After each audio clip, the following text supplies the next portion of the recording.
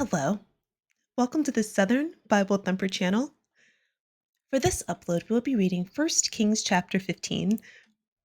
Now, in the 18th year of King Jeroboam, the son of Nebat, reigned Abijam over Judah. 3 years reigned he in Jerusalem, and his mother's name was Maacah, the daughter of Abishalom. And he walked in all the sins of his father, which he had done before him, and his heart was not perfect with the Lord his God, as the heart of David his father. Nevertheless, for David's sake did the Lord his God give him a lamp in Jerusalem to set up his son after him and to establish Jerusalem. Because David did that which was right in the eyes of the Lord, and turned not aside from anything that he commanded him all the days of his life, save only in the matter of Uriah the Hittite. And there was war between Rehoboam and Jeroboam all the days of his life. Now the rest of the acts of Abijam and all that he did, are they not written in the book of the Chronicles of the kings of Judah? And there was war between Abijam and Jeroboam. And Abijam slept with his fathers, and they buried him in the city of David.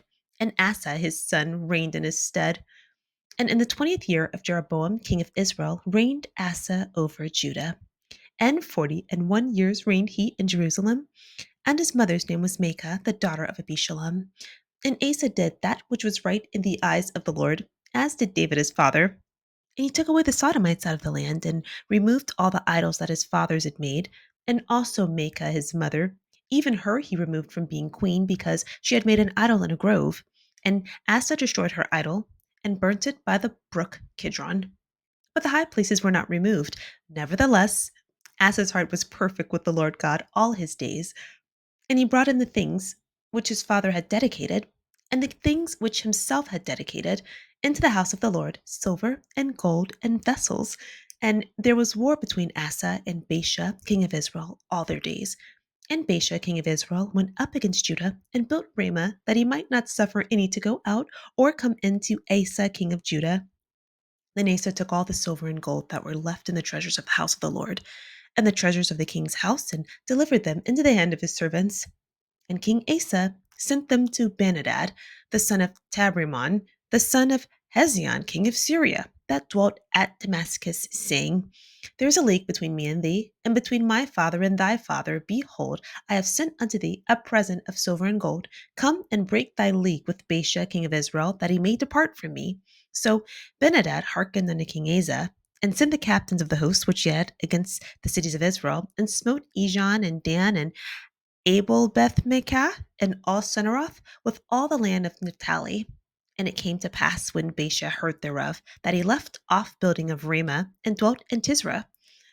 Then King Asa made a proclamation throughout all Judah. None was exempted, and they took away the stones of Ramah, and the timber thereof, wherewith Baasha had built it. And King Asa built with them Geba of Benjamin, and Mizpah. The rest of all the acts of Asa, and all his might, and all that he did, and the cities which he built, are they not written in the book of the Chronicles of the kings of Judah? Nevertheless, in the time of his old age he was diseased in his feet. And Asa slept with his fathers, and was buried with his fathers in the city of David his father. And Jehoshaphat his son reigned in his stead. And Nadab the son of Jeroboam began to reign over Israel in the 2nd year of Asa king of Judah, and reigned over Israel 2 years. And he did evil in the sight of the Lord, and walked in the way of his father, and in his sin wherewith he made Israel to sin. And Baasha, the son of Ahijah, of the house of Issachar, conspired against him, and Baasha smote him at Gibbethon, which belonged to the Philistines, for Nadab and all Israel laid siege to Gibbethon. Even in the 3rd year of Asa, king of Judah, did Baasha slay him, and reigned in his stead. And it came to pass, when he reigned, that he smote all the house of Jeroboam. He left not to Jeroboam any that breathed, until he had destroyed him, according unto the saying of the Lord, which he spake by his servant Ahijah the Shilonite, because of the sins of Jeroboam, which he sinned, and which he made Israel sin, by his provocation wherewith he provoked the Lord God of Israel to anger. Now the rest of the acts of Nadab, and all that he did, are they not written in the book of the Chronicles of the kings of Israel? And there was war between Asa and Baasha, king of Israel, all their days. In the 3rd year of Asa, king of Judah, began Baasha, the son of Ahijah, to reign over all Israel in Tirzah 24 years. And he did evil in the sight of the Lord, and walked in the way of Jeroboam, and in a sin wherewith he made Israel to sin. In the previous chapter, 1 Kings 14. Abijah. King Jeroboam's son gets sick. Jeroboam tells his wife to visit Ahijah the prophet, to disguise herself, and to bring gifts. Ahijah gives the prophecy that the child will die. Rehoboam's kingdom, Judah, also disobeys God and participates in idol worship. The king of Egypt takes the valuables out of the temple that Solomon built. Jeroboam's son, Nadab, rules after his death, and Rehoboam's son, Abijam, rules after his death. This current chapter, 1 Kings 15, Israel is divided back into the two sections that existed during David's reign in 2 Samuel chapter 2 verse 4. We're going to go over this in more detail, but when David first became king, he was only king over Judah. Israel was ruled by Saul's son Ishbosheth. So in this chapter, Abijam rules over Judah. After that, we have Asa. Then after that, we have Jehoshaphat. Of Israel, we have Jeroboam when this chapter starts. Then his son, Nadab, is ruler after him. And then we have Baasha, who takes Nadab's life and rules in his place. To make the information a bit easier, I wanted to just make some points of Israel's kings. In Judges chapter 1, Joshua is dead. Israel seeks and receives guidance from God directly. The importance of Judges chapter 1, Israel just settled into the promised land, or the land that Moses was supposed to lead them into. This would have been time for God to establish a leader after Joshua's death, but he doesn't. Israel speaks to God directly.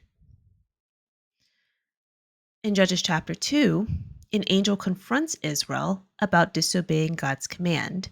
So the group of people that is the audience for this scripture, this is the second generation of Israel out of Egypt. So the command was originally given to them by God in Exodus chapter 23. Now, the group of people who are in Judges chapter 2, they had not been conceived yet in the book of Exodus. But by the time we get to Deuteronomy 7, that group of people had been conceived. It would have been after the book of Numbers. So as we remember in the book of Numbers, after the children of Israel were in the wilderness, God wanted them to take the land of Canaan, but they didn't have the right attitude. So we get to Numbers 26. That's the 40 years later. The second generation of Israel has been conceived in the wilderness. And so now we're here in Deuteronomy, getting ready to go into the land of Canaan.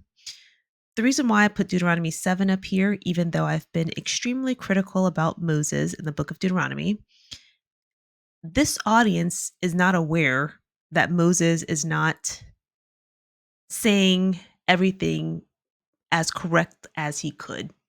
So whatever Moses tells them in the book of Deuteronomy before he dies, they should have been following. The reason why I was so critical about Moses is because there are some discrepancies in what he said, and I did an entire video about that, but Moses speaks for the entire book of Deuteronomy. God doesn't even speak until the very end. And so there is some different information of what he tells Israel and what really happened. And if Deuteronomy is going to be referenced as a command of God, the correct way to do that is to also reference when God originally said something. So God originally made the command in Exodus 23, and Moses repeats that to this generation of Israel in Deuteronomy 7 before they actually go into Canaan. So by the time we're here in Judges chapter 2, they know that they're supposed to destroy them all. That's why we have Billy down there screaming, destroy them all, because that was the command they were given in Exodus. So the fact that in Judges chapter 1, they didn't complete this command, well, this is why when we get to Judges chapter 2, we have leadership being appointed. So what I'm trying to just illustrate here When Israel first became their own people in their own country, God did not have a leader. They went to him directly. But they didn't follow God's directions. They got into trouble by the time we get to Judges chapter 2, 13. And then God has to appoint leadership for them. And this is the same thing we see with Moses and Joshua. It wasn't until there was an extreme circumstance that God appointed leadership. Okay. And because they didn't follow the directions given in Exodus 23 and Judges 1, when we get to 1 Samuel 8, 5, and 20, this is a different generation of Israel. And so now they want to be like the nations around them, and now they want a king. So that's how we get to kings from when the way things were with Noah, the way things were with Abraham. God spoke to them directly. God was repeating that in Judges chapter 1. But because Israel rejected that type of relationship, now we have kings. So I just wanted to take a few moments to just go over the order of kings that we see in Israel. The first king was Abimelech. He became king, Judges chapter 9. Abimelech is the son of Gideon, and Gideon's other name is Jerubbaal. Abimelech reigned over Israel for 3 years. The second king was Saul. Saul became king in 1 Samuel 10, and it says that he was the king of all Israel. We don't see that splintered kingdom that we saw with David. There is no clear answer of Saul's reign, in my opinion. I could not find it on my own. And then when I typed it into the search engine, I received 1 Samuel 13, verse 1. But if you go to Bible Ref and you read the version, measure the versions against each other. Personally, I don't believe there's enough information to determine how long Saul reigned. I don't believe the Bible was clear enough, but I'm always open to the idea that I could be wrong, that I overlooked something, but I just did not see a definitive answer for how long he reigned. The third king of Israel is David. David reigned for 40 years. Okay, and David has, in my opinion, again, the most interesting reign of all the kings because he had to fight tooth and nail. He became anointed in 1 Samuel 16, and he worked in King Saul's kingdom. So he's also the king who slayed Goliath. And after this victory, the women of Israel celebrated King Saul and David, and they said, "Oh, King Saul, he slayed his thousands, but David has slayed his tens of thousands." And so we understand sometimes how that will inflame the ego. And King Saul, after that, had a jealousy of David. One chapter, he just starts off the chapter saying, "Hey, let's kill David." So, though David was anointed in 1 Samuel 16, he spent the remainder of the book of Samuel fleeing from King Saul, who was trying to kill him out of jealousy. So when David finally does become king in 2 Samuel chapter 2, he becomes king over only Judah. Okay? And so in 2 Samuel 2:11 and 5:5, David is king over just Judah for 7 years, and he becomes king of all Israel 33 years. The fourth king is Ishbosheth, and though he reigned at the same time as David, the reason why I put him at number 4 is because David had already been ruling for a few years before Ishbosheth came into power. So Ishbosheth is King Saul's son, and his leadership was as a result of Saul's military captain who survived after Saul dies. Abner uses his political connections to get the rest of Israel to agree that Ishbosheth should be their king.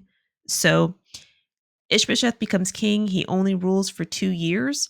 And again, this is when we begin to see that splintered kingdom because David is ruling Judah, Ishbosheth is ruling the rest of Israel. And then Solomon is the fifth king, ruling for 40 years.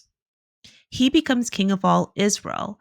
So the interesting thing about Solomon is when he comes into power, that splintered kingdom that David experienced is over. Solomon rules over all Israel, including Judah, and everything's peaceful. The sixth king, Rehoboam, is Solomon's son. He rules over Judah for 17 years. Then we have Jeroboam. Jeroboam is Solomon's former employee. Okay, he was the one that received the prophecy by Ahijah. So he's the king of Israel outside of Judah, and he rules for 22 years. Then the eighth king, we have Abijam. Abijam is Rehoboam's son. He rules over Judah. He comes into power in Jeroboam's 18th year. So Abijam, he rules for 3 years. Then we have Asa. Asa is Abijam's son. He rules over Judah. He comes into power Jeroboam's 20th year. And then we have Jehoshaphat, Asa's son. He's the king of Judah after Asa's death. And right now, 1 Kings chapter 15:24, we don't have any more information about Jehoshaphat. The 11th king of Israel is Nadab. Nadab is Jeroboam's son. He comes into power Asa's second year as ruler. So while Asa is ruling over Judah, Nadab rules the rest of Israel. Again, we're seeing that splintered kingdom. Nadab rules for 2 years until he's killed by Baasha. Baasha has no lineage with either David or Jeroboam. He wants to be king of Israel, so he plots on Nadab and kills him and takes his place. And so I just wanted to point out that there's in Ahijah again. So Ahijah the prophet that we saw in 1 Kings 11, this is not the same person as Baasha's father of Issachar. Also, Baasha rules for 24 years. This is a chart organizing the lineages. Abimelech is not included because his reign occurs before Israel demands a king. So, after Israel makes the request for a king, the first leader appointed is Saul. Saul does not have a father in leadership the same way that Abimelech did. Abimelech's father is Gideon, who was a judge. Saul doesn't have this. He was just specifically selected and anointed. His son is Ishbosheth. I have David in gold here because he truly experienced both being leader of only one tribe and then later being king of all Israel. David was first embraced by Judah only. Ishbosheth was appointed to be king over the rest of Israel after David was appointed king. But after Ishbosheth dies, Israel accepts him as king throughout all Israel. But that fractured kingdom in the beginning did plague his reign. After David dies, his son Solomon leads all Israel. After Solomon's death, there's Rehoboam, then Abijah, Asa, and Jehoshaphat. Solomon disobeys God, and God takes the kingdom away from him and gives the majority of the kingdom to Jeroboam, who was Solomon's employee. So again, we're seeing that Jeroboam didn't have a father in leadership.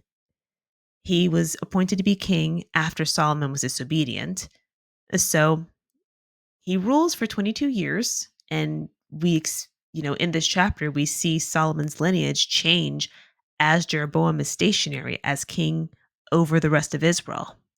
Jeroboam's son is Nadab, and Nadab rules for a short amount of time before Baasha kills him and takes his spot.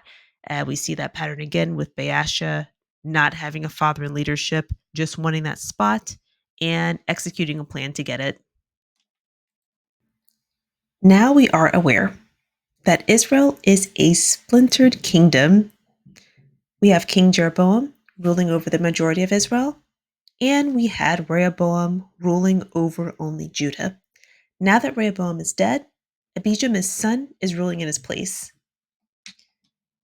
This change in leadership in Judah occurs during Jeroboam's 18th year ruling over the majority of Israel. Abijam rules for 3 years. We learn his mother's name. We learn that he was sinful just like his father. And we also see this pattern of him being referred to, or his father being referred to, as his ancestor like this. We know that Abijam's father is Rehoboam. In verses 4 through 5, even though Abijam was sinful, we learn that God continues to honor David's lineage to make sure Jerusalem has one of his descendants, the king, over it, because David did what was right in the eyes of God, except for in the matter of Uriah, and that was when David had Uriah killed so he could marry his wife Bathsheba. We learned that there was war between Rehoboam and Jeroboam all the days of his life. We click on it. Uh, we see some translations say Abijam and Jeroboam. We also see at the end of verse 7, there was war between Abijam and Jeroboam. So it would make sense either way because Rehoboam also warred with Jeroboam all his life before he died. So it would make sense that Abijam continue the beef. We also see the book of Chronicles of Kings of Judah being referenced. Now, this makes a lot of sense. When we get to verse 31, we're also going to see the Chronicles of the Kings of Israel. The reason why that makes sense, right? Now that I think about it, Israel is fractured into two kingdoms. You have Israel and you have Judah. So it would make sense that these two kingdoms would document their own histories separately. Abijam dies, and his son Asa comes to power. This is in Jeroboam's 20th year as king. So this is the second change in leadership since this chapter started, and Jeroboam is still ruling over the majority of Israel. Nothing has changed with him. We learn that Asa rules Judah for 41 years. We learn his mother's name, and we learn that Asa did right, as did David his father. So we know that Asa's father is Abijam, but we see that pattern of his father being referred to as the lineage of David. Verse 12, he took away the Sodomites out the land and removed the idols that his father made.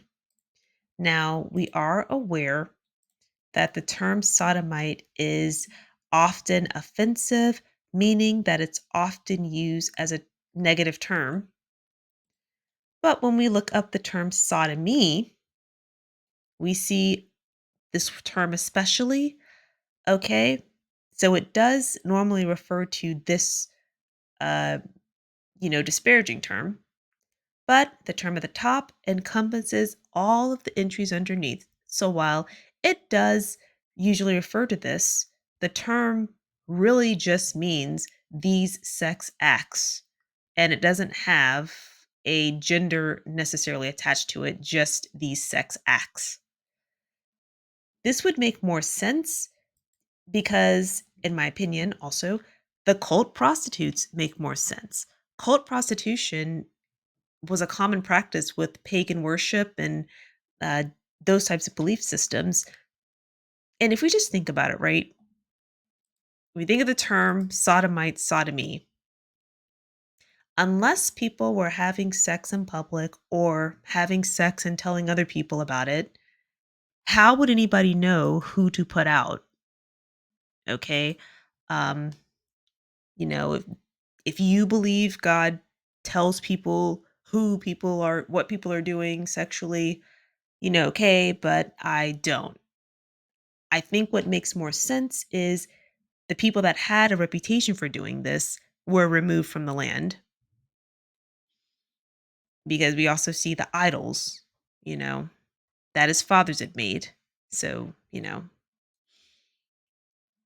then we learn his mother, she even removed her from being king, or he even removed his own mother for being queen because she was into idol worship. Okay. But then we see here in verse 14, though a lot of those things were removed, he didn't move the high places. He didn't remove the shrines.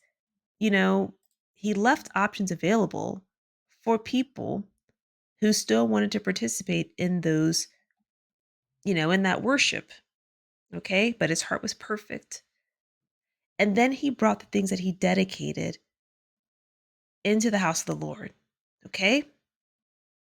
We jump from that to verse 16. There was war between Asa and Baasha. So we know that Asa is Abijam's son. He's the ruler of Judah. And we don't know who Baasha is at this point. The last time we heard of somebody ruling over the rest of Israel, it was Jeroboam. So we've jumped over to this, okay? We learn in 17 that Baasha built Ramah, and this was a hindrance to people going into Judah. The significance is the land that Asa was ruling over had the temple that Solomon built on it. So creating a barrier in between that would restrict how many people could go to that temple. Asa took all the valuables that he could get, and he sent his messengers with these valuables to Ben-Hadad, king of Syria, with the message, "There's a league between us. I bought you this present. Uh, I know you have an agreement with Baasha, but help us." So Ben-Hadad took the gift and sent his captains to destroy these territories: Ijon, Dan, Abel, Beth Maachah, Sineroth, and Naphtali. Okay? When Baasha heard this, he left off of Ramah and dwelt in a different place, Tirzah. After this, Asa makes a proclamation saying that everyone needs to tear down Ramah, and then he built these two, Geba and Mizpah. Then it says the rest of the acts of Asa, are they not written in the kings of Judah? We see that same narrative tone being used to refer to this book that doesn't appear in the 66 of the Bible. So just it would make sense that we have the kings of Judah. We also see in verse 31 the chronicles of kings of Israel. Again, this is a splintered kingdom. So it would make sense that Judah records their history separately from Israel. It says here that though Asa's heart, he did the right thing by God, he was diseased in his feet when he died.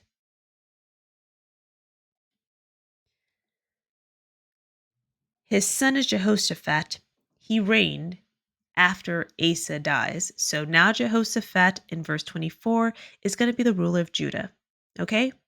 Great. We learn in verse 25 that Nadab is Jeroboam's son. He comes to power in Asa's second year ruling over Judah. Okay? Nadab did evil in the sight of the Lord and walked in the way of his father, and in his sin caused Israel to sin. Baasha, the son of Ahijah, conspired against him. So he plotted on Nadab, killed him, and then in Asa's third year, Baasha began to reign over the rest of Israel. And Baasha killed all of Jeroboam's relatives so that there was none left alive because of Jeroboam's sins. Then it says here, are the rest of the acts of Nadab, are they not written in the book of kings of Israel? Okay, because again, he is now, Baasha is now the king of the majority of Israel. So his deeds are going to be recorded in Israel's history. There was war between Asa and Baasha all their days. Okay, so Baasha reigned for 24 years.